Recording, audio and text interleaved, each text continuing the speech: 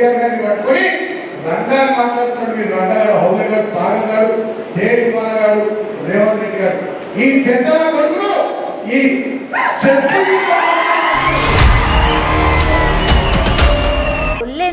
ఏందన్నా అది గంట ఘోరంగా తిట్టుకుంటున్నారు. అసలు ఉద్యమం చేసిన నాయకుడు ఆయన తెలంగాణ రాష్ట్రంలో 10 సంవత్సరాలు ముఖ్యమంత్రిగా ఉన్నారు కాబట్టి ఆ పౌరుష పదజాలం వాడకుంటుంటే ప్రజలందరూ కూడా హర్షించేవాళ్ళు. అన్న పవర్ లేకపోతే ఆ పార్టీలో ఉండడం కష్టమా?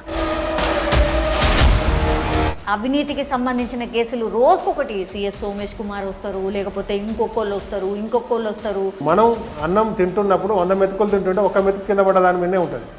ఇవాళ దాన్నే మొత్తం చిలువలు పలువలుగా చేసి దాన్ని గురంతా కొండంతా చేస్తున్నది. అంతే కాళేశ్వరంలోనే ఆ కేసులనే సీఎం కేసీఆర్ ఫ్యామిలీ మొత్తం జైలుకి పోబోతుంది త్వరలో అనేది. మీరు మొత్తం గడిలు కట్టుకొని మమ్మల్ని ఎవరిని రానియలేదు, అసలు ప్రజల్ని కలవలేదు. కేసీఆర్ గారికి ఉన్నది 300-400 గజాల్లో పాత ఇల్లు ఇక్కడ నందినగర్లో ఉంటుంది. ఇక్కడనే ప్రాబ్లమ్స్ చెప్పుకోవడానికి మస్తు మంది వస్తారు. ఇవాళ గోడలు తీసేసినంత మాత్రం అక్కడ గోడినే నాయకులు అక్కడ టైం ఇచ్చే పరిస్థితి లేదు. ఇప్పుడు ఉద్యమం నుంచి పుట్టినటువంటి పార్టీ అని ఎందుకని ఉద్యమకారులనే మర్చిపోయింది? ఇంకా ఉద్యమకారులకు ఇంకా కొంత న్యాయం చేయాల్సి ఉండే, ఇంకా కొంత ఉద్యమకారుల్ని ఆదుకొని. ఎందుకంటే సో టికెట్ పక్కా అయిపోయిందా? టికెట్ రాకుంటే మరి మీరు కాంగ్రెస్ పార్టీలో కూడా జాయిన్ అవుతారని బాగా జోరుగా ప్రచారం అయితే నడుస్తుంది అన్న. మరి ఒక దగ్గర అవకాశం లేను అన్నప్పుడు ఇతర పార్టీలు కూడా. మొన్న 4 ఎమ్మెల్యేలు కలిసిండ్రు సీఎం రేవంత్ రెడ్డి గారిని, రాజేంద్ర నగర్ ఎమ్మెల్యేలు కలిసిండ్రు, తీగల కృష్ణారెడ్డి మాజీ మంత్రి సీనియర్ మోస్ట్ ఆయన పోయి కలిసిండ్రు. కూల్చే ప్రయత్నం ఏమైనా జరుగుతుందా? After a very long time బీఆర్ఎస్లో very active leader and popular leader, మాజీ మేయర్ ఆఫ్ హైదరాబాద్. సో అన్న చాలా రోజుల తర్వాత టీవీల ముంగిడికి వచ్చిండు. సరే మస్తు రాజకీయం నడుస్తున్నది, 10 ఏళ్ల పాటు బీఆర్ఎస్ పార్టీ ఉన్నది, ఇప్పుడేమో కాంగ్రెస్ పార్టీ. మరి ఎట్లా ఏం నడుస్తుంది, అన్న ఏం చేస్తున్నాడు, ఇప్పుడు నెక్స్ట్ స్టెప్ ఏంది ఫర్దర్గా, ఇవన్నీ విషయాలు మాట్లాడదాం. మనతో పాటు ఉన్నారు బొంతు రామ్మోహన్ అన్న. అన్న నమస్తే, ఎట్లున్నారు? బాగా రోజుల తర్వాత మాకైతే ఇంటర్వ్యూ ఇచ్చారన్న. రాజకీయంగా చాలా రోజుల తర్వాత టీవీ కనపడ్డా, రోజు మా పొద్దున్న లేస్తే రాజకీయ కార్యక్రమాల్లో బిజీ ఉన్నాం. మొన్నటిదాకా అంటే మొన్ననే చాలా రోజుల తర్వాత మనకు అసెంబ్లీ ఎలక్షన్ తర్వాత కొంత ఫ్యామిలీకి కానీ కొంత పర్సనల్ వర్క్స్ కానీ ఇవన్నిట్లో కొద్దిగా అంటే ఒక 10-15% కొంత పనుల మీద ఉన్నది తప్ప మొదటి నుంచి కూడా అంటే తెలంగాణ ఉద్యమం అంతకన్నా ముందు నుంచి కూడా విద్యార్థి రాజకీయాల్లో, యూనివర్సిటీ రాజకీయాల్లో ఎక్కడ కూడా కామ్గా ఉన్నా లేదంటే కొద్దిగా ఖాళీగా ఉన్నా కూడా మాకు ఏదో అన్నం తినట్టు ఆకలైనట్టుగా ఉంటుంది. అంటే ప్రతినిత్యం బిజీ ప్రజా జీవితంలో ఉండడమే అలవాటు అయిపోయింది. కాబట్టి కొంత మనకు అతిపెద్ద ఉద్యమం తర్వాత 10 సంవత్సరాల అధికారం, దాని తర్వాత జరిగిన ఎలక్షన్స్, దాంట్లో కొంత దానికి వెసులుబాటు, దాంట్లో కూడా కొంత సమయం డ్రా చేసుకొని ఉండడం జరిగింది. అంతేగాని వేరే సైలెంట్గా ఉండే సందర్భం రాజకీయ నాయకునికి ఉండదు. ఏమైందన్న అసలు ఎందుకు ఓడిపోయారు, ఎట్లా ఓడిపోయినరు అంత విశ్లేషణ చేసుకుంటే మీకు ఏమనిపించింది? ప్రజల్లో కొంత ఏదో కొత్త గవర్నమెంట్ వస్తే, కొత్త నాయకులు వస్తే ఏదో ఒక విచిత్రం లేదంటే ఇంకేదో డెవలప్మెంట్ జరుగుద్ది అనే దాంట్లో ఒక ట్రెండ్ క్రియేట్ అయింది. దాంట్లో 2 టర్ములు ఉద్యమం చేసి 2 టర్ములు ఉన్న టీఆర్ఎస్ పార్టీ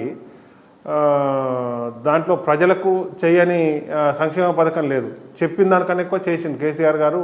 వారికి పూర్తి స్థాయిలో అవగాహన ఉంది కాబట్టి భారతదేశ స్థాయిలో మంచి రాజకీయ అనుభవం దాంట్లో అడ్మినిస్ట్రేషన్లో కానీ ఇటు ఉద్యమాలు కానీ ఉంది కాబట్టి చెప్పిన స్కీమ్ల కన్నా మేనిఫెస్టోలో పెట్టిన దానికన్నా ఎక్కువ చేసిన సందర్భం. అయినప్పటికీ 2 టర్ములు పూర్తయినాక ఈ మధ్యకాలంలో మనకు మీడియాలో కానీ సోషల్ మీడియాలో కానీ కింది దాకా పబ్లిక్ టాక్ను తీసుకుపోయి మళ్ళీ ఏదో గవర్నమెంట్ మారితే ఇంకా అద్భుతాలు జరుగుతాయనే దాన్ని తీసుకొచ్చి ప్రజల ముంగట చర్చకు పెట్టడంలో కొంత ప్రతిపక్షాలు వీళ్ళంతా విజయవంతమైన. మీరు కూడా మంచిగానే యాక్టివే ఉంటారు కదన్న మరి సోషల్ మీడియాలో, మీరు ఎందుకు అట్లా చేసుకోలేకపోయారు? మరి అంటే సోషల్ మీడియాలో యాక్టివ్గా ఉన్నప్పుడు గవర్నమెంట్ అడ్మినిస్ట్రేషన్లో దీంట్లో దైనందిన కార్యక్రమాల్లో ఉండడం, ప్రతిపక్షాలు అన్నప్పుడు ఏమవుతుందంటే అధికార పార్టీని విమర్శించడం, ప్రతిపక్ష పాత్ర పోషిస్తూ ప్రతిదానికి ఇట్లా ముల్లుగారతో పొడిచే అవసరం వాళ్ళకు ఉంటుంది. కాబట్టి వాళ్ళు ఏదో ఎలక్షన్ వచ్చినప్పుడు అధికార పార్టీ మొత్తం ప్రజల్లోకి వచ్చి పార్టీ యాక్టివిటీ ఎక్కువ చేస్తుంది. అదర్ దెన్ టైంలో ప్రజలు అధికారం కట్టబెట్టారు కాబట్టి ఆ అధికారాన్ని ముంగడి తీసుకుపోయి ప్రజలకు ఎక్కడెక్కడ మనం హామీలు ఇచ్చినాం, ఎక్కడెక్కడ ఇంకా మంచి అడ్మినిస్ట్రేషన్ చేయాలి, ఎక్కడ స్కీములు చేయాలనే దాంట్లో అధికార పార్టీ దాంట్లో మాత్రమే ఉంటుంది. ఓన్లీ ఎలక్షన్స్ వచ్చినప్పుడే రాజకీయాల్లో ఎక్కువ కాన్సన్ట్రేషన్ చేస్తుంది. కాబట్టి అదే ప్రతిపక్ష పార్టీ ప్రతినిత్యం మళ్ళీ వాళ్ళు ఆ ఎలక్షన్ వచ్చే వరకు మళ్ళీ వాళ్ళకి అధికారం మేము రావాలనే ఒక ఉత్సాహంతో దాంట్లో వాళ్ళు అదే పనిలో నిమగ్నమై ఉంటారు. దాన్ని కొంత ఎలక్షన్ టైంలో ఇంకొద్దిగా ఎక్కువ చేయడం, ప్రజలు కూడా అరే 2 టర్ములు ఇచ్చినాం కదా బీఆర్ఎస్ పార్టీకి, కేసీఆర్ గారికి, మళ్ళీ ఏదన్నా వేరే పార్టీకి ఇస్తే ఇంకేదన్నా అద్భుతాలు జరుగుతాయేమని అంటే వేగ్గా ఎందుకు మీరు వేరే పార్టీకి చూస్తున్నారంటే ఎందుకు లేదు 2 టర్ములు ఇచ్చినాం కదా అంటే అరే 2 టర్ములు ఇస్తే ఏమైనా అన్యాయం జరిగిందా, కేసీఆర్ గారు ఏమైనా చేయలేదా, టీఆర్ఎస్ పార్టీ ఏమైనా చేయలేదా అంటే అన్నీ చేసిర్రు. కానీ మేము ఏదో ఒకసారి వేరే వాళ్ళకు కూడా ఏది చూస్తాం అని ఇట్లా ఒక ట్రెండ్ క్రియేట్ అయిపోయింది అన్న. ఇప్పుడు పవర్ 10 ఏళ్ల పాటు ఇచ్చిన తర్వాత ఇక ప్రజలేం గుర్తు లేకుండా పోయినరు, పైననే మీరే చూసుకున్నారు తప్పించి కింద లేయర్ని అసలు పట్టించుకోలేదు, ప్రజల్లో అయితే అసలే పట్టించుకోలేదు అనేది ఒక టాక్ ఉంది అన్న. మీ రివ్యూ మీటింగ్లల్లో కూడా నాకు తెలిసి అక్కడక్కడ కేటీఆర్ కూడా ఇట్లా మాట్లాడినట్టున్నారు. నిజంగానే లింక్ తెగిపోయిందా ఏంది, అసలు ప్రజలతో లేరా అంటే తెలంగాణ జనం జర రిసీవ్ చేసుకోలేదా? 14 సంవత్సరాలు ఉద్యమం చేసినప్పుడు కలిసి ఉన్న టైం కానీ, ప్రజలకు ఇచ్చే టైం కానీ, కార్యకర్తలకు ఇచ్చే టైం కానీ చాలా ఎక్కువగా ఉండేది. ఎందుకంటే అధికారంలో ఉంటే కొంత దూరం అయింది. సహజంగానే అధికార కార్యక్రమాలు కానీ, కొంత ప్రోటోకాల్స్ కానీ, కొంత అపాయింట్మెంటు టైమింగ్ ఇటు కార్యకర్తలను కావడం, లేకపోతే అడ్మినిస్ట్రేషన్లో పోవడం, ఇంకోటి పోవడం, ఇక కొంత బిజీ టైం గ్యాప్ అనేది కొంత వచ్చేస్తుంది. దాంట్లో ఉద్యమం పార్టీ కాబట్టి ఉద్యమ పార్టీలో ప్రతిదానికి అంటే రోజుల కొద్దీ అంటే మామూలుగా ఏదో చిన్న అంశం మీద చేయడం కాదు. తెలంగాణ ఉద్యమం 14 సంవత్సరాల్లో దాదాపు అంటే నెలలు రోజులు ఎన్నో రోజులు ప్రతి కార్యకర్త, మామూలు కార్యకర్త, ఒక ఎమ్మెల్యే, ఒక ఎంపీటీసీ వీళ్ళు కాదు, ఒక మామూలు కార్యకర్త కూడా కేసీఆర్ గారిని కానీ, కేటీఆర్ గారిని, హరీష్ రావు గారిని, కుటుంబ సభ్యుల్ని ప్రతినిత్యం కలిసే అవకాశం ఉండేది. అధికారం వచ్చినాక సహజంగానే కొంత గ్యాప్ ఏర్పడుతుంది. ఎందుకంటే అధికారం వేరు, ఉద్యమం వేరు. ఉద్యమం ఉన్నప్పుడు అధికారం మరి ప్రజలకు అధికారం కట్టబెట్టారు కాబట్టి ఆ కార్యక్రమంలో బిజీ ఉండడంతో కొంత గ్యాప్ సహజంగా ఏ పార్టీ అయినా ఎవరైనా అది కొంత ఇదేది. కానీ జనాలు అట్లా రిసీవ్ చేసుకోలేదన్నా. గడిలల్లో ఉన్నారు మీరు, మొత్తం గడిలు కట్టుకొని మమ్మల్ని ఎవరిని రానియలేదు, అసలు ప్రజల్ని కలవలేదు.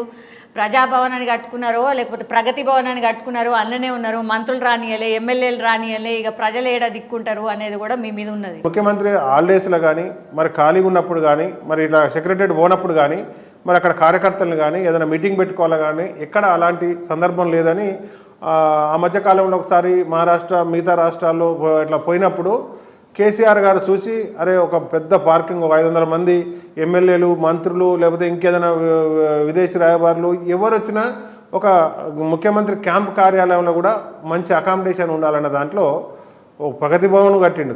అధికారం వచ్చినాక, ముఖ్యమంత్రి అయినాక, తెలంగాణ వచ్చినాక కట్టిరు. అంతేగాని కేసీఆర్ గారు పాత ఆల్రెడీ ఏదో 100 ఎకరాల గడి ఉంది, ఆ గడిలకు వీళ్ళని రానియలేక కేసీఆర్ గారికి ఉన్నది 300-400 గజాల్లో పాత ఇల్లు ఇక్కడ నందినగర్లో ఉంటుంది ఇక్కడనే. మరి దాంట్లో ఆయనకు ఆల్రెడీ అంతకుముందు ఏదైనా కనీసం 100 ఎకరాలు కాదు 10 ఎకరాలు 5 ఎకరాల్లో కూడా పెద్ద బిల్డింగ్ లేదు, దాంట్లోకి ఎవరిని రానియకుండా ఆపింది లేదు. ఉద్యమ కాలంలో సార్ ఒక బెడ్రూమ్ వదిలి పెడితే ప్రతి ఇంట్లో అన్ని రూమ్లలో కూర్చొని తినేటోళ్ళము, ఛాయలు తాగేటోళ్ళము, ఉద్యమం గురించి మాట్లాడుతున్నాం, అదంతా కూడా ఉంది. గడిలు అనేటి సమస్య లేదు.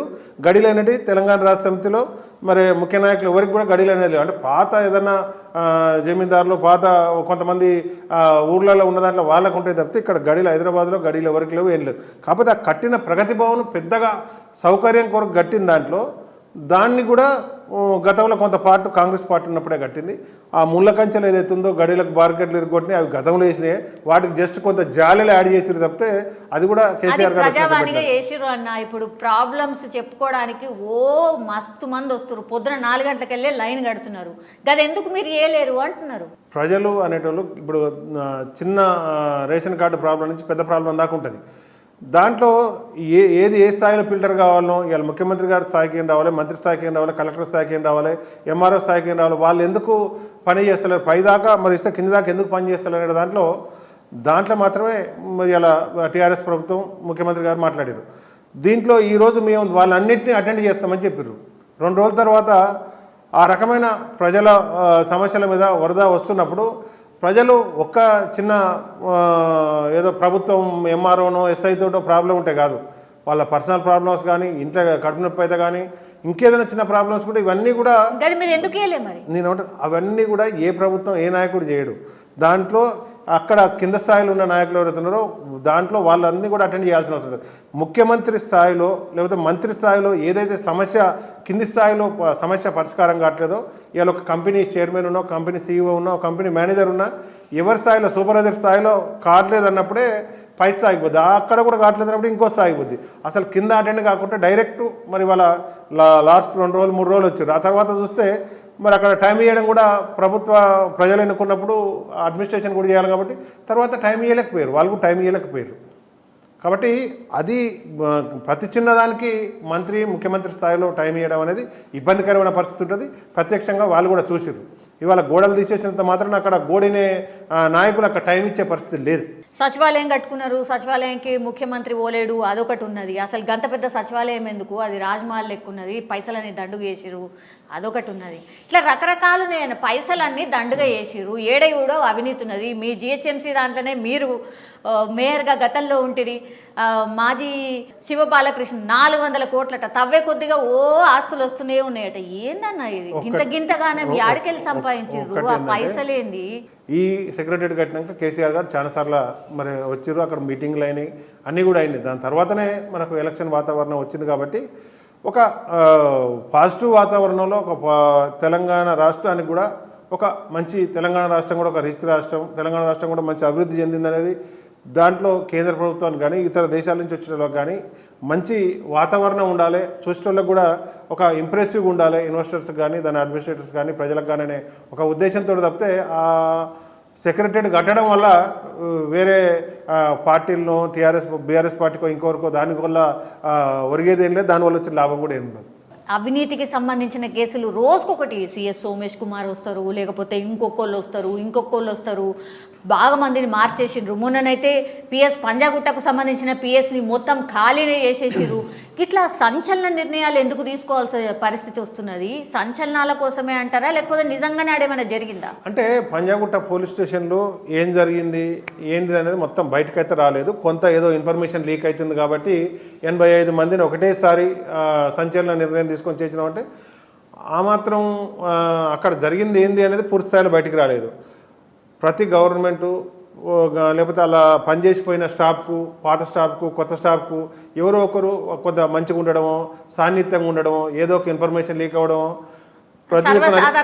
అది ప్రైవేట్లో కానీ గవర్నమెంట్లో కానీ ఆ బుద్ధి ఉన్న వాళ్ళకి అది ఉంటుంది. మరి అక్కడ ఏం జరిగిందనేది మనకు తెలియదు. కానీ అది ప్రైవేట్లో గవర్నమెంట్లో ఎక్కడైనా ఎవరన్నా ఒకరు వాళ్ళకి సానుకూలంగా లేకపోతే వారికి జాబ్ ఇచ్చిన వాళ్ళు లేకపోతే వాళ్ళకి కొద్దిగా మంచిగా ఉన్న వాళ్ళు, మంచిగా చూసుకున్న వాళ్ళు అది జరుగుతాయి. కానీ ఇక్కడ పంజాగుట్ట పోలీస్ స్టేషన్ ఏం జరిగింది, 85 మంది ఏం చేశారనేది తెలియదు. మీరు అన్నట్టుగా శివబాలకృష్ణ ఇప్పుడు ఆ ఏసీబీ కేసులో రైడ్ అవుతుంది. శివబాలకృష్ణ ఈరోజు రైడ్ అవుతుంది. దాంట్లో ఎవరెవరు వస్తే వాళ్ళకు చట్టపరంగా ఆయన ఏం తప్పు చేస్తే దాని పరంగా జరుగుతుంది. శివబాలకృష్ణ ఇలా ఫస్ట్ టైం కాదు, గతంలో స్వతంత్రం వచ్చిన 70 ఏళ్ళ కానించి భారతదేశ వ్యాప్తంగా తెలంగాణలో కానీ ఇట్లాంటి శివబాలకృష్ణలు ఇంకోళ్ళు చాలామంది తప్పు చేసిన వాళ్ళను అది ఏ ప్రభుత్వం అయినా ఎవరైనా ఇవాళ ఇప్పుడు కాంగ్రెస్ ప్రభుత్వం అయినా ఇంతకుముందున్న బీఆర్ఎస్ ప్రభుత్వం అయినా అంతకుముందున్న తెలుగుదేశం ప్రభుత్వం అయినా ఎవరైనా తప్పు చేసినప్పుడు వెనకేసుకొచ్చేది లేదు. ఆయన తప్పు చేయలేదు కాబట్టి వదిలిపెట్టమని ఎవరు అనట్లేదు. ఆయన స్వప్రయోజనాలకు ప్రభుత్వ అడ్మినిస్ట్రేషన్ను అవినీతిని న్యాయం చేసినప్పుడు డెఫినెట్గా చట్టపరమైన చర్యలు తీసుకుంటారు. దాన్ని ఎవరైనా పెద్ద పెద్ద పేర్లు రాబోతున్నాయి అని అంటున్నారు. అలా మున్సిపల్ శాఖ మంత్రి గతంలో పనిచేసిన మీ కేటీఆర్ గారిది కూడా రాబోతుంది అంటున్నారు. ఇట్లా రకరకాలు మాట్లాడుతున్నారన్న, మాట్లాడిందే మిమ్మల్ని అడుగుతున్నాను. నేనేమంటున్నానంటే ఎక్కడ గతంలో కూడా ఇట్లాంటి ఆరోపణలు చాలా వచ్చినాయి. మరి ఏది కూడా ప్రూవ్ అయింది లేదు. గతంలో మంత్రుల మీద, ముఖ్యమంత్రి మీద, అధికారుల మీద వచ్చినాయి. దాంట్లో నిజంగా ఎవరు ఉంటే దాన్ని ఎవరు ఆపితే ప్రేమ కొద్దీ ఇప్పుడు ఉన్న గవర్నమెంట్ ఎవరు ఆపరు. అంతకుముందు ఉన్న వాళ్ళు కూడా ఎవరంటే నిగ్గి నేర్తానికి ఒక ఇండిపెండెంట్ శాఖ ఏసీబీ శాఖని ఇచ్చారు. వాళ్ళు దాంట్లో ఎవరు ఉన్నారో వాళ్ళు బాధాప్త బయట పెడతారు. ఇంతకుముందు కూడా గతంలో మంత్రుల మీద, కేటీఆర్ గారి మీద, కేసీఆర్ అన్నీ వచ్చినాయి. కానీ ఏది నిరూపణ ఏంది అనేది మనకు ఇప్పటిదాకా చూసుకుంటే తెలుస్తుంది. యా, ఇప్పుడు మీ విషయానికి వస్తే అన్న, ఇప్పుడు పార్లమెంట్ ఎలక్షన్లు రాబోతున్నాయి. అసెంబ్లీ ఎలక్షన్స్లా దెబ్బతిన్న తర్వాత డెఫినెట్లీ పార్టీ కొంత కోలుకోవడానికో లేకపోతే ఇంకా మళ్ళా బూస్టప్ కావడానికో అగైన్ కేసీఆర్ గారు ఈరోజు ఐ థింక్ తెలంగాణ భవన్కి వచ్చినట్టున్నారు. సో ఒక రివ్యూ స్టార్ట్ అయింది, అగైన్ బూస్టప్ చేసే ప్రయత్నం ఒకటైతే జరుగుతుంది. ఇప్పుడు నెక్స్ట్ ఏం జరుగుతుంది? ఓకే, హైదరాబాద్ ఆర్ సిటీ ఇలాకాలో వదిలేద్దామన్నా, రూరల్ ఏరియాలో బాగా దెబ్బతిన్నారు. సో దాని మీద ఫోకస్ చేయబోతున్నారా? మీ టార్గెట్ ఏముంటుంది? 16 లేకపోతే ఎట్లా? అంటే రూరల్ ఏరియాలో దెబ్బతిన్నది, అర్బన్ ఏరియాలో దెబ్బతిన్నది ఏం లేదు. దీంట్లో కొంత ఎలక్షన్ ఫోబియా ఏదైతే మనకు 2 టర్ములు వచ్చిందో దాంట్లో రూరల్ ఏరియాలో కానీ అర్బన్ ఏరియాలో కొన్ని సీట్లు కానీ మనకు తగ్గడం జరిగింది. దాంట్లో ఇప్పటికే పార్లమెంటు సమీక్షలన్నీ కూడా ఎందుకు మనకు ఏది జరిగినా కూడా దాన్ని రివ్యూ పోస్ట్ మార్టం ఉండాలి. దాంట్లో 17 పార్లమెంట్ల రివ్యూ, దాని సమీక్షలు, కార్యకర్తల మనోభావాలు, ఎక్కడ గ్యాప్స్ వచ్చినాయి, ఎక్కడ కొంత ఇంకా టైం ఇచ్చి స్పెండ్ చేయాల్సిన దాంట్లో పూర్తి స్థాయి సమీక్షలు అన్నీ కూడా జరిగినాయి. ఆ తర్వాత ఇప్పుడు కాన్స్టిట్యున్సీ వైజ్గా కూడా జరుగుతున్నాయి.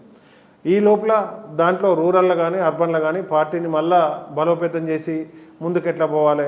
గతంలో ఉద్యమం ఉమ్మడి ఆంధ్రప్రదేశ్లోనే అన్ని ప్రభుత్వాలని అవన్నీ సమస్యలను ఎదుర్కొని ఉద్యమం చేసిన చరిత్ర ఘనత కేసీఆర్ గారికి, టీఆర్ఎస్ పార్టీకి, మరి ఇలా బీఆర్ఎస్ పార్టీకి ఉంది. కాబట్టి ఇప్పుడు కూడా మళ్ళీ పడిలేసిన కెరటంలాగా ముందుకు ఎలా పోవాలి పార్టీ అనే దాంట్లో కేసీఆర్ గారు మరి చాలా రోజుల కాంచి వారు మేధోమదనం చేసుకుంటూ ఉన్నారు. ఇప్పుడు ఇవాళ తెలంగాణ భవన్లో కూడా కృష్ణ వాటర్ కేఆర్ఎంబికి సంబంధించింది కానీ లొల్లేందన్న, ఏందన్నా అది గంత ఘోరంగా తిట్టుకుంటున్నారు. అసలు చెప్పు చూపెట్టడమేందన్న ఘోరంగా అసలు అది. అంటే మరి అంత అది ఎక్స్ట్రీమ్ అయిందా కాలేదా మీరు చెప్పురు? బాల్కా సుమన్ మరీ చెప్పు చూపెట్టుడు ఎక్స్ట్రీమా కాదా? అంటే రాజకీయాల్లో ఏమైందంటే ఒకరు మాట్లాడితే ఇంకోరు మాట్లాడడం ఇవన్నీ కూడా ఇదైపోయినాయి.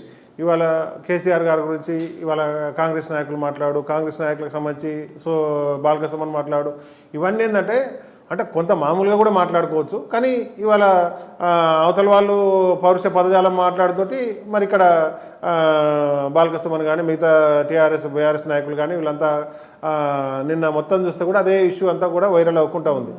అంటే దాంట్లో జరిగింది ఏంటిది, ప్రజలకు నిజంగా కృష్ణా జలాల పట్ల ఇలా బీఆర్ఎస్ పార్టీ గతంలో మరి ఎంత మంచిగా అడ్మినిస్ట్రేషన్ చేసుకుంటూ పోయింది, మరి ఇప్పుడు ఇలా కాంగ్రెస్ పార్టీ వచ్చినాక ఏం జరుగుతుంది, ఆ కేఆర్ఎం ప్రజలకు నిజంగా ఎవరు తప్పు చేసిరేంది అనేది దానికి సంబంధించి అసెంబ్లీలో మాట్లాడుకుందామని చెప్పి ఈ లోపే మాటల తుటాలు, యుద్ధాలు ఇవన్నీ కూడా కొంత ఇబ్బందికరమైన వాతావరణం కూడా ఏర్పడ్డది. అది మంచి వాతావరణం కాదు. కానీ దాంట్లో ఆయన మొదలే కాంగ్రెస్ నాయకులు కొంత కేసీఆర్ గారి పట్ల ఆయన ఉద్యమం చేసిన నాయకుడు, ఆయన తెలంగాణ రాష్ట్రంలో 10 సంవత్సరాలు ముఖ్యమంత్రిగా ఉన్నారు. కాబట్టి ఆ పౌరుష పదజాలం వాడకుంటుంటే ప్రజలందరూ కూడా హర్షించేవాళ్ళు. దానికి మరి ఇబ్బందికరమైన వాతావరణంలో మనసు నొప్పి ఇవాళ ఒక్కొక్కరు ఒక్కొక్క రకంగా ఆ రకంగా రియాక్ట్ అయ్యారు. ఇప్పుడు ఎవరిది తప్పు అంటే ఇప్పుడు ముందు మాట్లాడి వెనక మాట్లాడే దాంట్లో ఎవరిని ఇప్పుడు మన తప్పు పట్టే విధంగా ఉండదు. ఎందుకంటే ఫస్టే ఒక పై స్థాయిలో ఉన్న వ్యక్తులు ఆ పౌరుష పదజాలం వాడకుంటుంటే బాగుంటుంది. ఇప్పుడు ఉద్యమం పార్టీ, ఉద్యమం నుంచి పుట్టినటువంటి పార్టీ అన్న, ఎందుకని ఉద్యమకారులనే మర్చిపోయింది?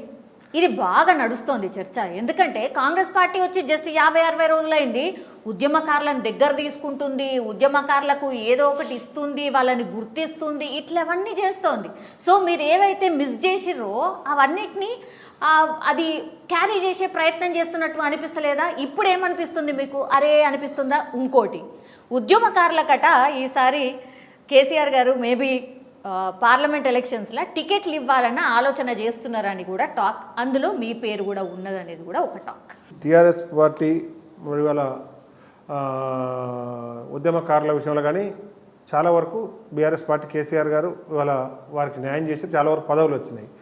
అయినప్పటికీ దాంట్లో లోటుపాట్లు ఇంకా ఏదైనా చేయండి ఏదైతుందో ఇంకొద్ది కాలక్రమేణా చేద్దామనో లేకపోతే కొంత సహజంగా కొట్టడం ఏదైనా మిస్ అయినా ఉంటే 10 ఏళ్ళు అయిందన్న ఇంకెప్పుడు చేస్తారు అదే నేను దాంట్లో ఏదైనా 1-2 మిస్ అయిన అంశాలు ఏదైతున్నాయో ఇప్పుడు వచ్చిన ప్రభుత్వం వాళ్ళకి న్యాయం చేస్తామన్న దాంట్లో ఏదవుతుంది.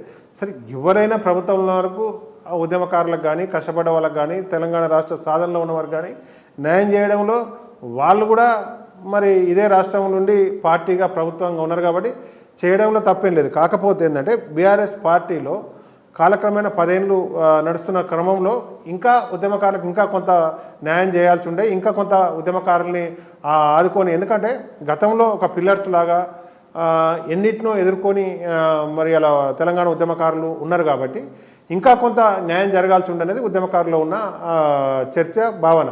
దాన్నే మరి మొన్న మధ్యన మీరు అన్నట్టుగా సమీక్ష సమావేశాల్లో కూడా ఎక్కడ మనకు గ్యాప్ వచ్చింది, ఎక్కడ మనం ఉద్యమకారులకు ఇవాళ మనకు ఇబ్బందికరమైన పరిస్థితులు వచ్చినాయి, వాళ్ళని ఇంకా మనం ఎక్కడ ఆదుకోవాల్సి ఉండే, ఎక్కడ అవకాశాలు వేసి దానికి కూడా చర్చలు అవన్నీ కూడా జరిగినాయి. కాబట్టి మరి ఇప్పుడు పార్లమెంట్ ఎలక్షన్లో కూడా మరి నిజంగా ఉన్న 17 సీట్లలో ఎక్కువ శాతం ఉద్యమకారులకు ఇచ్చి మొదటి నుంచి ఉండి పార్టీకి మరి అలా 10 ఏళ్ళల్లో కానీ మరి అధికారం వచ్చినాక కూడా కొంత పార్టీకి బాగా కష్టపడ్డ వరకు, న్యాయం చేసిన వరకు ఉంటుంది. ఈ తరహా ఎక్కువ ఇస్తే ఇప్పుడు ఉన్న పరిస్థితులలో ఇంకా బీఆర్ఎస్ పార్టీకి ప్లస్ అయ్యి మంచి ఫలితాలు వస్తాయి అనేది మొన్న మధ్యన సమీక్షల్లో కూడా సీనియర్ కార్యకర్తలు కానీ లీడర్లు కానీ అభిప్రాయం వెళ్ళబుచ్చడం జరిగింది. ఎవరి పేర్లు వినిపిస్తున్నాయి అన్న? మీ పేరు అయితే వినబడుతున్నది, దాసోజు శ్రవణ్ గారి పేరు వినబడుతున్నది, అండ్ శంకరమ్మ పేరు వినబడుతున్నది, దాని తర్వాత కర్ణె ప్రభాకర్ గారి పేరు వినబడుతున్నది. ఇవన్నీ కరెక్టేనా నేను చెప్పిన పేర్లు? నేను ఏమంటే వీళ్ళంతా ఉద్యమకారులే. వీళ్ళ శంకరమ్మ కొడుకును శ్రీకాంతాచార్య పోగొట్టుకోరు.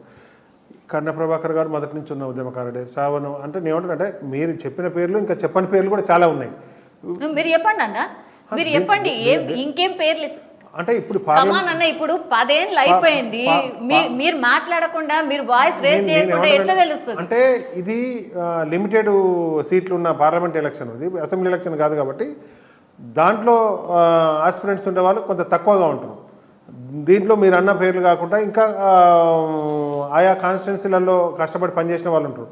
కొంతమంది అవకాశం వచ్చింది, ఇంక కొంతమందికి ఎక్కడెక్కడ మన గ్యాప్స్ ఉన్నాయని చెప్పి దీన్ని ఉద్యమకారుల కోణంలో, పార్టీ కష్టపడ్డ కోణంలో ముందుకు తీసుకుపోతే రేపు పార్లమెంట్లో ఇంకా బెస్ట్ ఫలితాలు వస్తాయి.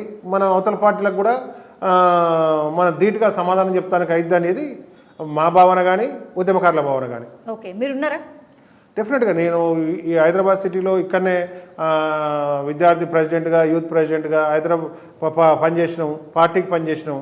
అదేవిధంగా హైదరాబాద్ మేయర్గా మరి హైదరాబాద్ నగరానికి అభివృద్ధిని మరి అందించడంలో మరి అలా కేసీఆర్ గారు, కేటీఆర్ గారి నేతృత్వంలో వాళ్ళ గైడెన్స్లో ఎక్కడ కూడా ఒక మాట అనిపించుకోకుండా ప్రజల నాయకుల మరి వాళ్ళ అడ్మినిస్ట్రేషన్లో ఎక్కడ కాంట్రవర్సీలు లేకుండా హైదరాబాద్ నగర అభివృద్ధిలో శాయశక్తులా మనం కష్టపడ్డాం. కరోనా మహమ్మారి ఉన్నప్పుడు కూడా ఎక్కడ ఇబ్బంది పడకుండా సేవలు అందించడం ఇవన్నీ ఉన్నాయి. కాబట్టి అయినా పార్టీ మిమ్మల్ని అసెంబ్లీ దాంట్లో గుర్తించలేదు. టికెట్ వస్తుంది అనుకున్నారు, రాలేదు. అసెంబ్లీ దాంట్లో మనం సీరియస్గా అడిగినాం, దాంట్లో అవకాశం రాలేదు. సరే ఈక్వేషన్స్ కుదరలేదు అన్నారు కాబట్టి ఇప్పుడు సికింద్రాబాద్ పార్లమెంట్ కానీ మల్కాజ్గిరి పార్లమెంట్ కానీ రెండిట్లో ఏదో ఒకటి అకామిడేట్ చేస్తారని చెప్పి ఎదురు చూస్తున్నాం. ఓకే, ఎదురు చూస్తున్నారా? నిజంగానే మీకు ఒక ప్రామిస్ వచ్చిందా? మీ ప్రామిసు ఇప్పటికీ ఎవరికి కూడా అఫీషియల్గా మీరు మీ మీడియాలో కానీ ఎక్కడ కానీ అఫీషియల్గా వీళ్ళకి ఇస్తున్నామని చెప్పి పార్టీ ఇప్పటివరకు ఎవరికి కూడా డిక్లేర్ చేయలేదు. కాబట్టి డెఫినెట్గా సేవలు పార్టీ నిర్మాణంలో కానీ, ఉద్యమ నిర్మాణంలో కానీ, వీళ్ళ హైదరాబాద్ మేయర్గా కానీ ఈ హైదరాబాద్కు పని చేసినాం కాబట్టి డెఫినెట్గా అవకాశం ఇవ్వాలని చెప్పి పార్టీకి రిక్వెస్ట్ పెట్టడం జరిగింది. సో టికెట్ పక్కా అయిపోయిందా? టికెట్ రాకుంటే మరి మీరు కాంగ్రెస్ పార్టీలో కూడా జాయిన్ అవుతారని బాగా జోరుగా ప్రచారం అయితే నడుస్తుంది అన్న. ఎలక్షన్స్ సందర్భంగా ఏదైతే మనకు ఆస్పిరేషన్స్ ఉంటాయో మనం టీఆర్ఎస్ పార్టీలో మరి ఇవాళ ఉద్యమం చేసి ఇవాళ బీఆర్ఎస్ ప్రభుత్వంలో ఇవాళ మేయర్గా చేసి హైదరాబాద్ నగరానికి అనుబంధం ఉంది కాబట్టి ఇవాళ బీఆర్ఎస్ పార్టీ నుంచే ఇవాళ నిలబడాలన్న దాంట్లో డిసైడ్ అయినాం. ఇవాళ కేసీఆర్ గారిని కానీ, కేటీఆర్ గారిని కానీ, హరీష్ రావు గారిని కానీ, పార్టీ అధిష్టానం పెద్దలందరినీ కూడా నేను దీనికి సరైన క్యాండిడేట్ను నేను ఖచ్చితంగా గెలుచుకొని డెఫినెట్గా బీఆర్ఎస్ పార్టీకి అసెట్ అవుతా అని చెప్పి అడుగుతున్నాం. మరి ఇవాళ పార్టీ అధిష్టానం కూడా సీరియస్గా పరిశీలిస్తుంది. ఎవరికిస్తే ఇవాళ మనకు సీటు గెలుస్తుంది, ఎవరికిస్తే ప్రజలు, ఉద్యమకారులు మరి ఇవాళ దానికి మనకు మంచి మైలేజ్ ఉంటుందని ఇవన్నీ కూడా ఆలోచించి నిర్ణయం తీసుకుంటారనే దాంట్లో ఉంది. మీరు అన్నట్టుగా వేరే పార్టీలు అంటావా ఇలా అసెంబ్లీ కానీ పార్లమెంట్ ఎలక్షన్స్ ఇవన్నీ జరుగుతున్నప్పుడు ఏదైతే ఒక సరైన క్యాండిడేట్ ఉండి మరి ఒక దగ్గర అవకాశం లేను అన్నప్పుడు ఇతర పార్టీలు కూడా రకరకాల సోర్సుల ద్వారా మా పార్టీలు ఇస్తే వస్తే మేము అవకాశం ఇస్తాం అని చెప్పి వాళ్ళు కూడా ఇన్విటేషన్స్ మాట్లాడుతుండ్రు అది వేరే పార్టీలు అందరికి ఉంటుంటాయి. ఇవాళ ఒక్కరికి కాదు, ఇవాళ ఒక పార్టీ నాయకునికి తప్ప, ఒక పార్టీ అధిష్టానం పార్టీ అధ్యక్షునికి తప్ప ప్రతి ఒక్కరికి వాళ్ళు ఇన్వైట్ చేసే ప్రయత్నం చేస్తారు. ఇవాళ బీజేపీలో ఇవాళ ఒక మోడీ గారిని, అమిత్ షా గారిని, నడ్డా గారిని తప్ప, ఇక్కడ కాంగ్రెస్ పార్టీలో ఇలా రేవంత్ రెడ్డి గారిని తప్ప, ఏదైతే ఒక టాప్ 2-3 ఉంటారో వాళ్ళని వదిలిపెట్టి అందరినీ అవకాశం ఉంటే మా పార్టీలో మేము అకామిడేట్ చేస్తామని వాడతారు. దాంట్లో రాజకీయాల్లో ఉంటాం కాబట్టి పోము అనేది మన ఆత్మ పరిశీలన ఉంటుంది తప్పితే, అట్లా అనుకున్నప్పుడు గతంలో 2014లో కానీ 2018లో కానీ మొన్న 23లో అసెంబ్లీ ఎన్నికలు కానీ నేనే కాదు నా లెక్క ఉన్న చాలామందిని ఈ పార్టీ నుంచి ఆ పార్టీ, ఆ పార్టీ నుంచి ఈ పార్టీ ఇన్వైట్ చేస్తుంటారు అక్కడున్న స్థానిక పరిస్థితులు బట్టి. కానీ మనం బీఆర్ఎస్ పార్టీ నుంచి అవకాశం రావాలి, బీఆర్ఎస్ పార్టీలో పోటీ చేయాలనే దాంట్లో సీరియస్గా దాని మీద కాన్సన్ట్రేషన్ చేసి ముంగడిపోతున్నాం. అంతేగాని వేరే పార్టీలు అడుగుతూ ఉంటారు, అందరినీ అడుగుతూ ఉంటారు, నన్నొక్కనేం కాదు, అందరినీ పార్టీ ఎలక్షన్ సందర్భంగా అడుగుతూ ఉంటారు. కానీ అక్కడ సందర్భం అవన్నీ వాళ్ళకు నచ్చినప్పుడు మాత్రమే ఆ నిర్ణయాలు తీసుకుంటూ ఉంటారు. ఎస్ అన్న, పవర్ లేకపోతే ఆ పార్టీలో ఉండడం కష్టమా, లేదంటే నిజంగానే గతంలో మీరు ఏదైతే పవర్లో ఉన్నప్పుడు సంపాదించుకున్న ఆస్తులు ఏవైతే ఉంటాయో అవన్నిటి నుంచి కాపాడుకోవాలంటే పవర్ ఉన్న పార్టీలకు జంప్ చేసుడు బెటరా? ఈ 2 ఆప్షన్లు ఏం చూస్తారన్న రాజకీయ నాయకులు జనరల్లీ? మాలక ఉద్యమం నుంచి వచ్చిన వాళ్ళకు అది పవర్ ఉన్నా లేకపోయినా ప్రతిక్షణం ఉద్యమం లెక్కన ఉంటుంది. ఇవాళ చాలామంది అనుకుంటారు టీఆర్ఎస్ పార్టీలో 10 సంవత్సరాల అధికారంలో ఒక్క నాయకుడిని ఇవాళ మీరు పోయి మైకి పెట్టినా కూడా ఆ 10 సంవత్సరాల ప్రభుత్వ సమయంలో కూడా ఒక ఉద్యమంలాగానే నడిపించాడు కేసీఆర్ గారు. దాంట్లో మీరు అన్నట్టుగా ప్రతి ఒక్కరికి ఆ బాధ ఉండదు. కొంతమందికి పవరు ఉన్న దాంట్లో ఉండడం అలవాటు ఉండడం, లేకపోతే పవర్ లేకపోతే కొంత ఇబ్బందికరమైన పరిస్థితులు, లేదు అధికారంలో ఉన్నప్పుడు ఏదైనా కొంత బిజినెస్లు కానీ కొన్ని పనులు కానీ చేసుకుంటే అవి పెండింగ్ ఉండి మళ్ళీ ఏదైనా ప్రభుత్వం వచ్చినప్పుడు ఏదైనా ఇబ్బందికరమైన పరిస్థితులు ఉంటాయని, లేదు ఇన్ని రోజుల కాంచి ఈ పార్టీలు ఉన్న ఆ పార్టీలో పోతే ఇంకేదైనా అవకాశం వస్తే ఇంకేదైనా, ఇట్లా కొంత సెక్షన్ ఆఫ్ పీపుల్ ఉంటారు తప్పితే మొత్తం రాజకీయ నాయకులు అందరూ రాజకీయాలు చేసే వాళ్ళందరికీ పవర్ ఖచ్చితంగా కావాలండి. కొన్ని ఇప్పుడు కాంగ్రెస్ పార్టీ ఉంది, ఇప్పుడు తెలుగుదేశం పార్టీ ఉంది, బీజేపీ ఉంది, కొన్ని రాష్ట్రాల్లో అధికారంలో ఉండదు. కానీ అయినా ఉన్న కాడికి కొంతమంది దాంట్లో కొట్లాడుకుంటానో దాన్ని నడిపించుకుంటూ ఉంటారు. అట్లా 14 సంవత్సరాలు మనం అధికారం లేకుండా ఉద్యమం, కేసులు, కొట్లాటలు, జైలుకు పోయి కూడా బీఆర్ఎస్ పార్టీని మనం కాపాడుకొని దాన్ని నిర్మాణం ఎక్కడ కూడా ఎన్ని రకాల పార్టీని మొత్తం డిజాస్టర్ చేసే ప్రయత్నాలు ప్రభుత్వాలు అప్పుడు చేసినప్పటికీ కూడా మరి దాన్ని ఎక్కడ కదలకుండా తెలంగాణ రాష్ట్ర సాధన జరిగే వరకు కూడా ఎన్ని ఇబ్బందులైనా ఎదుర్కొన్నాడు. దాంట్లో ఆస్తులు దానికి కాపాడుకోవడం ఇవన్నీ కొంత సెక్షన్ ఆఫ్ పీపుల్కే ఉంటుంది తప్పితే 90-95% పీపుల్కు ఆ అవసరం రాదు. మొన్న 4 ఎమ్మెల్యేలు కలిసిండ్రు సీఎం రేవంత్ రెడ్డి గారిని, రాజేంద్ర నగర్ ఎమ్మెల్యేలు కలిసిండ్రు, తీగల కృష్ణారెడ్డి మాజీ మంత్రి సీనియర్ మోస్ట్ ఆయన పోయి కలిసిండు. ఇట్లా వరుస పెట్టి కలుస్తున్నారు. ఒకవైపేమో ఇవాళనేమో మీ ఎంపీఏ పెద్దపల్లి ఎంపీ జాయిన్ అయ్యిండు కాంగ్రెస్ పార్టీలో, ఇట్లా జరుగుతుంది. ఇంకోవైపు ఏమో కాంగ్రెస్ పార్టీలు తెగ దాడి చేస్తుర్రు. ఇక మీరు మీ కేసీఆర్కి సంబంధించిన ఫ్యామిలీ మొత్తం జైలుకి పోతుంది, వాళ్ళతో ఫ్లైట్ రెడీ పెట్టుకున్నారు, ఎప్పుడంటే అప్పుడు జంపు కొడతారు అని ఒకళ్ళు మాట్లాడుతున్నారు. మిగతా సెక్షన్ మాట్లాడుతుంది అసలు కాంగ్రెస్ పార్టీ ఏడుంటుంది, కరెక్ట్ చూడుండ్రి 6 నెలల్లో కాంగ్రెస్ పార్టీ ఊలిపోతుంది, మేమే అధికారంలోకి వస్తామని బీఆర్ఎస్ పార్టీ చెప్పుకుంటుంది. అసలు ఏం జరుగుతుంది? ఇటు నుంచి దాడి, అటు నుంచి దాడి, వచ్చిన నుంచి ఇదేం దాడి అని కాంగ్రెస్ పార్టీ మాట్లాడుతుంది. అంటే ఇవాళ నిన్న కలిసిన 4 ఎమ్మెల్యేలు ఏదైతే ఉందో వాళ్ళు క్లియర్గా బయటకు వచ్చి ప్రెస్ మీట్ పెట్టారు. అందరు చెప్పిండ్రు. ఇవాళ రాజేంద్ర నగర్ ఎమ్మెల్యే ఇవాళ అదే తీగల కృష్ణారెడ్డికి ఆయన ప్రోటోకాల్ ఏదైతే ఉందో ఆయన జాయిన్ అవుతాడా లేదా అనే విషయంలో, ఇది ఒక పార్టీలో గెలిచినాక ఇంకో పార్టీకి పోతే దానికి డెఫినెట్గా దానికి కోడ్ ఉల్లంఘన అవుతుంది. దాన్ని రాజీనామా చేసిన పోవాలి, ఇంకోటన్నా పోవాలి. కానీ వీళ్ళు పోయిన ఎమ్మెల్యేలు ఏదైతే ఉందో మేము అభివృద్ధి కార్యక్రమాల గురించి దాని గురించి సీఎం నడతాను పోయినాడు, మళ్ళీ వచ్చిర్రు కేసీఆర్ గారిని కలిసిరు, కేటీఆర్ గారిని కలిసిరు, వర్కింగ్ ప్రెసిడెంట్ టీఆర్ఎస్ పార్టీ ఆఫీస్లో ఇవాళ ప్రెస్ మీట్ కూడా పెట్టడం జరిగింది. దాంట్లో ఇవాళ పోయిన ఏదైతే మీరు అన్నట్టుగా ఎంపీ పోయి ఢిల్లీలో జాయిన్ అయ్యిండో అది బాజాప్తా కండవ కప్పుకొని జాయిన్ అయ్యిండు ఆయన. ఆయనకి ఇక్కడ అవకాశాలు ఏ రకంగా ఉన్నాయి ఏంది అనే దాంట్లో పార్లమెంట్లో ఇంతకుముందు పోటీ చేసిండు కాబట్టి రేపు అక్కడున్న పరిస్థితులలో పార్టీకి ఆయనకు కూర్చొని మాట్లాడుకున్న సందర్భం ఉంది. మరి ఆయనకు ఉండాలనిపించలేదా, లేకపోతే పార్టీలో అవకాశాలు ఇంకా ఏదైనా వేరే రకంగా ఉన్నాయి ఏందనేది కూడా మరి నాకైతే సమాచారం లేదు. కానీ ఆయన పోయి జాయిన్ అయ్యిండు అని అంటే మనం దాన్ని ఇది కావచ్చు. ఆయనతో పాటు ఇంకొక మిగతా ఐదుగురు ఏదైతుందో జైన్ గానికి అది సిస్టమే ఒప్పుకోదు.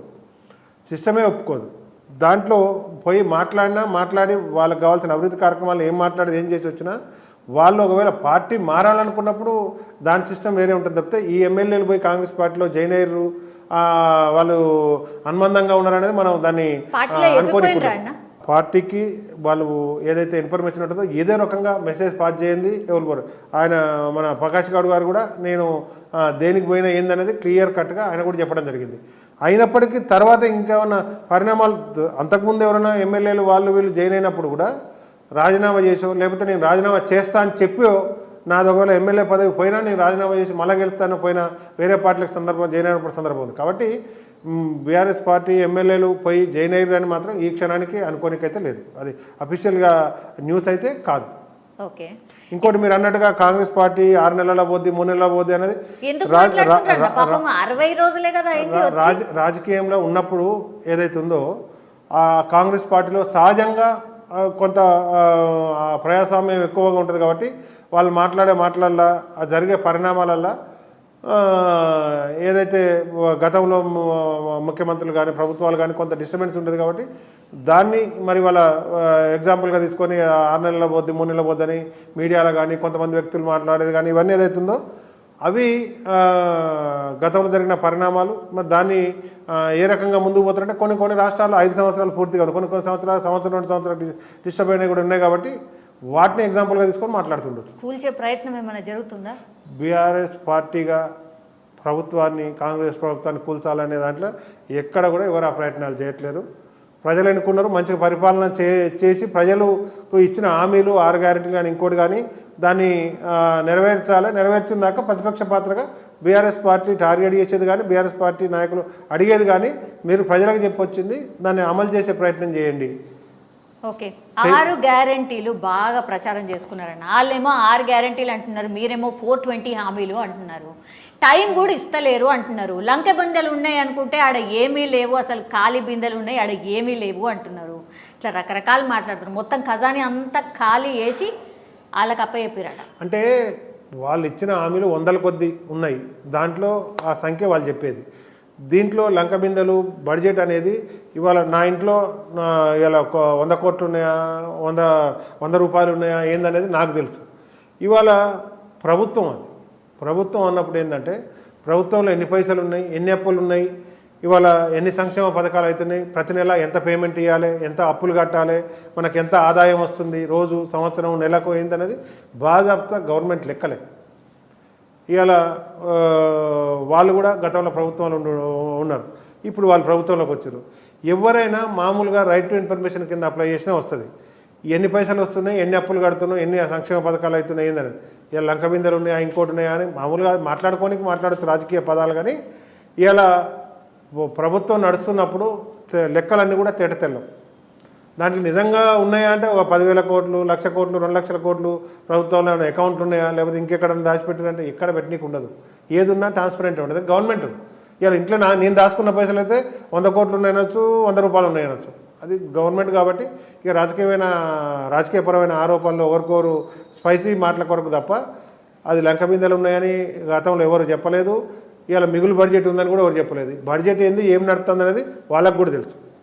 420 హామీలని ఎందుకు కామెంట్ చేస్తున్నారు? మరి దాదాపు వాళ్ళు అన్ని హామీలు ఇచ్చిరండి, 420 హామీలు ఇచ్చిర్రు, ఏది నెరవేర్తలేరు అనేదాన్నే వాళ్ళు ఇది చేసేది.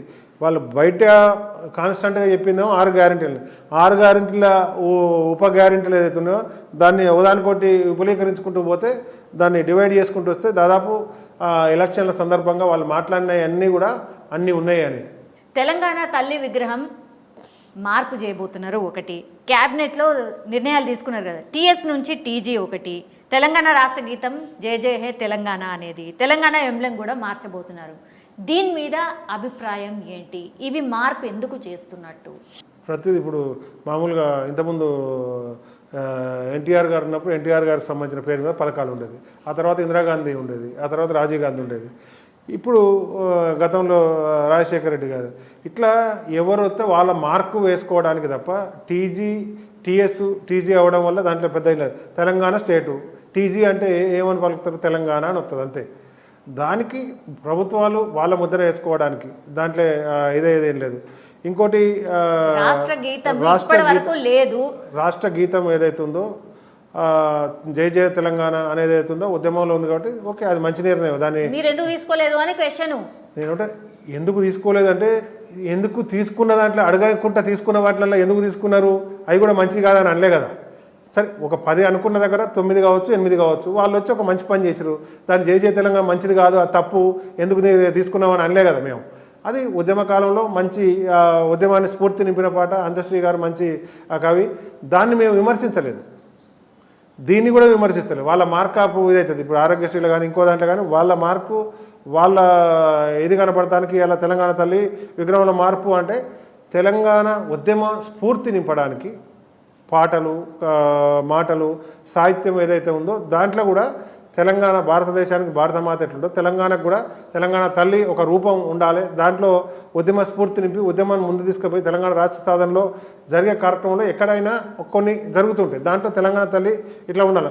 కాదు అట్లా ఉంటే కాదు, ఇంకొద్ది మార్పు చేయాలి. ఇప్పుడు ఎట్లా ఉండాలి అని అనే దాంట్లో ఇవాళ రాముడు ఎట్లుండో కృష్ణుడు ఎట్లుండు అనే దాంట్లో ఒక ఊహ, దాని ఒక రూపాన్ని గతంలో సాహిత్యం దగ్గర నుంచి ఎక్కడ గ్రంథాల నుంచి వచ్చిన దాన్ని ఇదవుతుంది. కాబట్టి వాళ్ళ ఆలోచన ప్రకారం ఇట్లా ఉంటేనే తెలంగాణ తల్లి బాగుంటుందంటే ఇప్పుడు దాన్ని అట్లా ఉండకూడదు, ఉండాలి అనే దాంట్లో ఒక గ్రంథాలు లేవు, దాని మీద ఆధారాలు లేవు. కాబట్టి వాళ్ళ మార్కప్ దాంట్లో వాళ్ళు చేస్తున్నారు అంతే.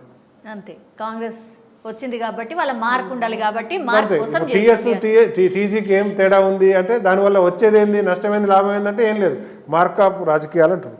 కాబట్టి పథకాలకు కూడా కొన్ని పేర్లు చేంజ్ చేస్తుంటారు, పథకాల పేర్లు మారుతుంటారు, దాంట్లో కింద స్వల్ప మార్పులు చేసి ఏదో చేస్తుంటారు. కేంద్ర ప్రభుత్వం, రాష్ట్ర ప్రభుత్వం, పక్క రాష్ట్రాలు ఏది బాగుంటే దాన్ని వాళ్ళకు నచ్చింది ఇది చేసుకుంటారు పోతారు. వాళ్ళ ప్రభుత్వం వచ్చింది కాబట్టి వాళ్ళ స్టైల్ ఆఫ్ అడ్మినిస్ట్రేషన్ వాళ్ళ కథ. కాళేశ్వరం కథను అయితే చూస్తూనే ఉన్నారన్న. కాళేశ్వరంలోనే ఆ కేసులనే సీఎం కేసీఆర్ ఫ్యామిలీ మొత్తం జైలుకి పోబోతుంది త్వరలో అనేది నిన్న మంత్రి కోమటిరెడ్డి వెంకటరెడ్డి కామెంట్ చేశారు.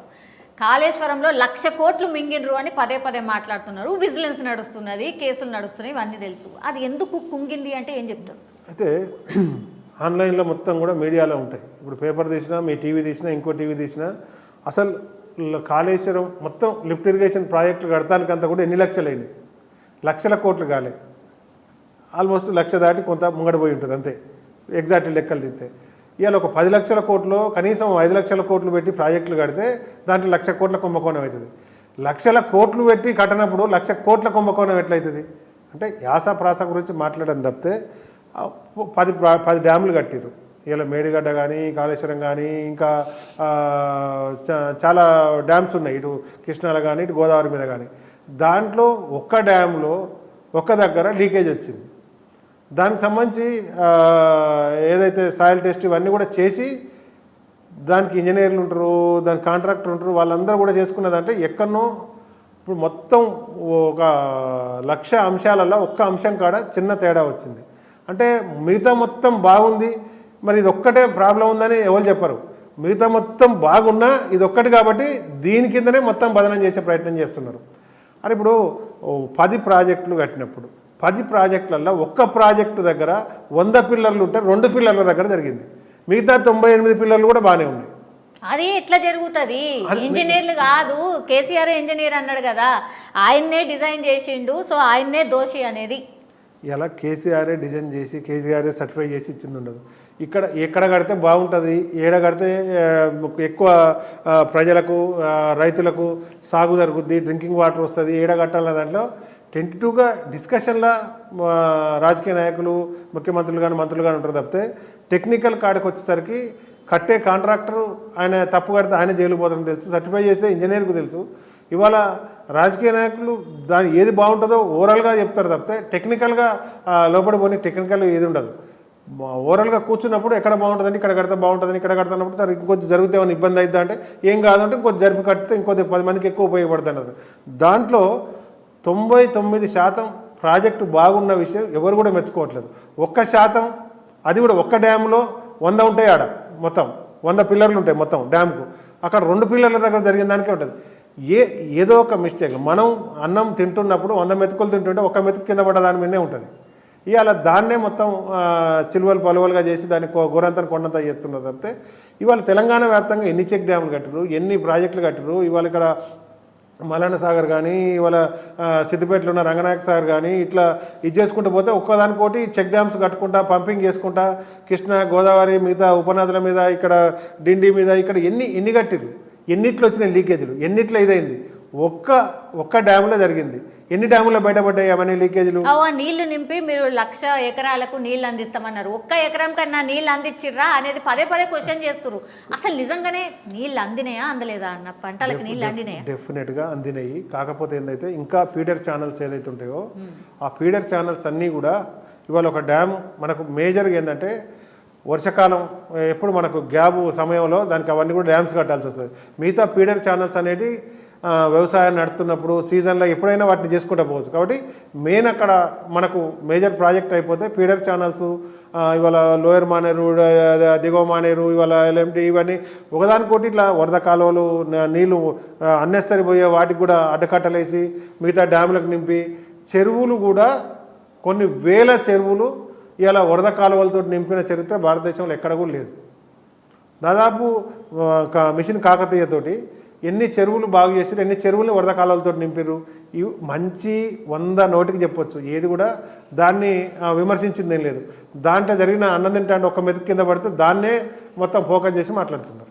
60 రోజుల కాంగ్రెస్ సర్కార్ ఎట్లా పనిచేస్తున్నది? బాగానే ఉందా? మంచిగానే ఉందా? ఎన్ని మార్కులు వేస్తారు? అంటే ఎన్ని మార్కులు వేస్తారు అనే దాంట్లో కేసీఆర్ గారు కూడా గతంలో చెప్పారు, మీరు పరమైన ఆరోపణలు కాకుండా మీకు ప్రజలు ప్రభుత్వాన్ని కట్టబెట్టారు.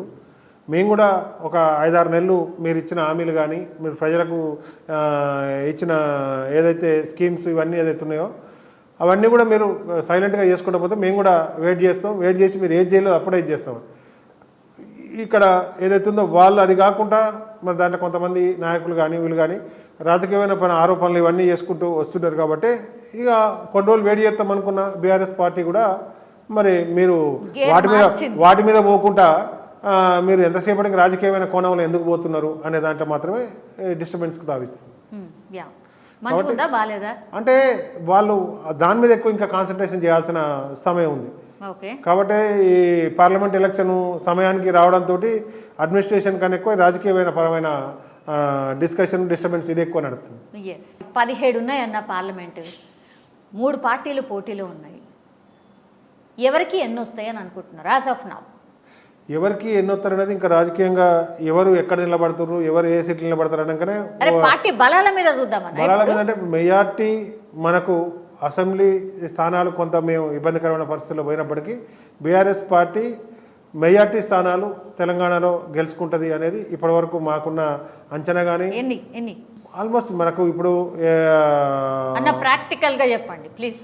మీరు 16కు 16 ఇట్లయితే చెప్పకుర్రి, అది పాసిబుల్ కాదు. మీకు కూడా తెలుసు మేము 16 అని చెప్తున్నాం. దాదాపు 10-12 పైన వస్తాయి అనేది మాకు ఇప్పటివరకు ఉన్న సమీక్ష సమావేశాలు. ఇప్పుడు ఏ పార్టీ కూడా సమీక్ష సమావేశాలు కానీ ప్రజల మీటింగ్లు కానీ ఇవన్నీ కూడా అసెంబ్లీ ఎలక్షన్ తర్వాత కాంగ్రెస్ పార్టీ వాళ్ళ అడ్మినిస్ట్రేషన్లో వాళ్ళు ఉన్నారు, బీజేపీ వాళ్ళ దాంట్లో వాళ్ళు ఉన్నారు తప్పితే ఇప్పటివరకు 17 పార్లమెంటు సమీక్షలు, మరి సైమల్టేనియస్గా అసెంబ్లీ కాన్స్టిట్యూన్సీ సమీక్షలు ఇవన్నీ కూడా బీఆర్ఎస్ పార్టీ చేస్తుంది. కాబట్టి మాకు అందుతున్న సమాచారం డెఫినెట్గా 10-12 పైన వస్తాయనేది ఇప్పటివరకు గ్రౌండ్లో జరుగుతున్న రిపోర్ట్ కానీ అక్కడ జరుగుతున్న ఉత్సాహంగా జరుగుతున్న మీటింగ్లను బట్టి చెప్పొచ్చు. ఓకే, మరి కాంగ్రెస్కి ఎన్ని, బీజేపీకి ఎన్ని?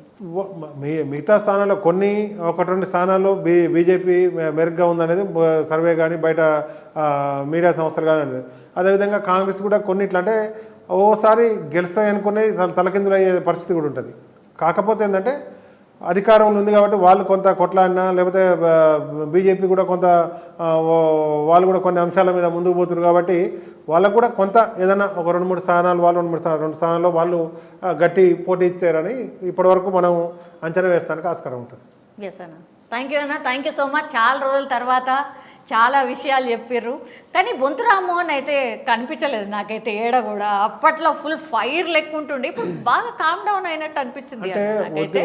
ఉద్యమం వేరు, అధికారం వేరు. మళ్ళీ ఇప్పుడు ఏదైతే ప్రతిపక్ష పాత్ర, రాజకీయాలు ఇవన్నీ కూడా ఉంటాయి కాబట్టి డెఫినెట్గా కొంత అదే ఇంతకుముందు మనం మాట్లాడుకుంది కూడా, అధికారం వచ్చినాక కొంత అణిగి అడ్మినిస్ట్రేషన్ ప్రజలకు చేసుకుంటూ పోవాలి. ప్రతిపక్షం ఉన్నప్పుడు అధికార పక్షం ఏం చేస్తుంది, ఏం చేస్తలేదు, ఏం చేస్తా అని చెప్పింది అనేది క్వశ్చనింగ్ మీద ఎక్కువ ఉంటుంది కాబట్టి అప్పుడు ఎక్కువ ఎలివేషన్ బయటికి కనపడుతుంది. ఎస్ అన్న, థ్యాంక్ యూ సో మచ్.